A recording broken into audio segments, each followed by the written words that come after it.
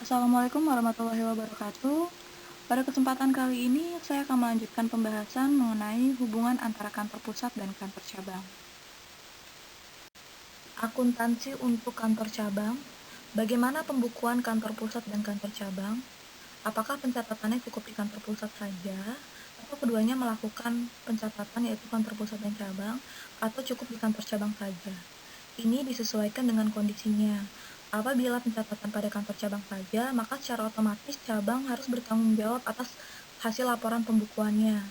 Dengan perkembangan sistem informasi, pusat akan mengenerate dan mengkonsolidasikan hasil dari laporan pembukuan tersebut. Sebagai contoh, transaksi tanggal 1 September, pengiriman uang ke kantor cabang sebesar 15 juta rupiah. Maka jurnalnya kantor pusat mencatat RK kantor cabang pada kas 15 juta rupiah. Selanjutnya kantor cabang mencatat kas pada RK kantor pusat sebesar 15 juta rupiah. Transaksi tanggal 3 September, dropping barang dagangan ke kantor cabang sebesar harga pokoknya Rp6.500.000. Maka secara jurnal kantor pusat mencatat RK kantor cabang pada pengiriman barang ke cabang sebesar Rp6.500.000. Sedangkan kantor cabang mencatat pengiriman barang ke cabang pada RK kantor pusat sebesar Rp6.500.000.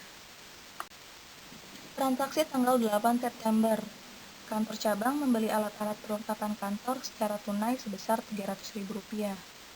Kantor pusat tidak mencatat, karena ini kebutuhan kantor cabang dan yang membeli adalah kantor cabang, sehingga yang melakukan cukup kantor cabang saja, yaitu alat perlengkapan kantor pada kas sebesar Rp300.000.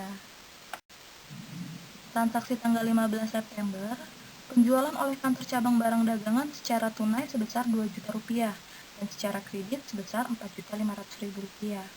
Sama seperti sebelumnya, kantor pusat tidak melakukan pencatatan, hanya kantor cabang saja, yaitu kas Rp2 juta, piutang dagang Rp4.500.000 pada penjualan Rp6.500.000.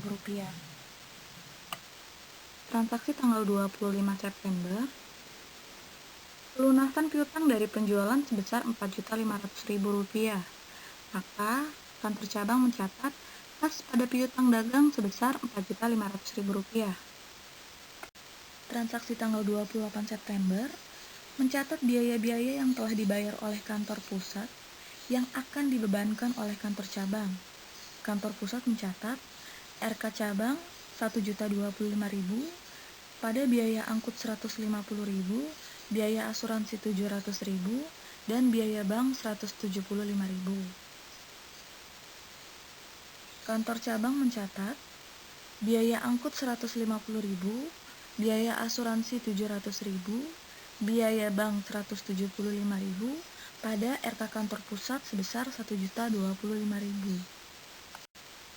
Terakhir, transaksi tanggal 30 September, perusahaan akan melakukan penyesuaian dan tutup buku, di mana persediaan barang yang ada di cabang sebesar Rp3.600.000, sehingga kantor cabang mencatat persediaan barang pada rugi laba sebesar Rp3.600.000. Kemudian, menutup rekening penjualan sebesar Rp6.500.000. Maka, cabang mencatat penjualan pada rugi laba sebesar Rp6.500.000.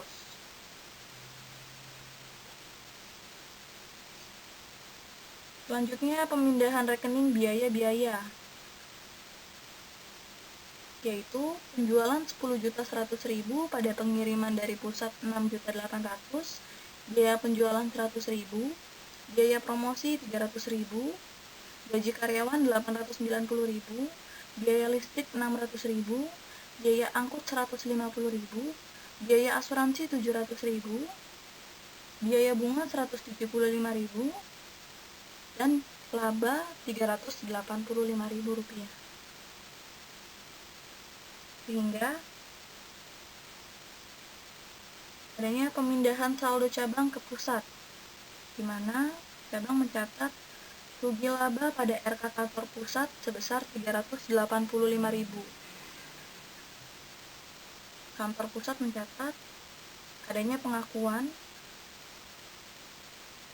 laba cabang oleh kantor pusat yang mencatat RK kantor cabang pada rugi laba sebesar Rp385.000,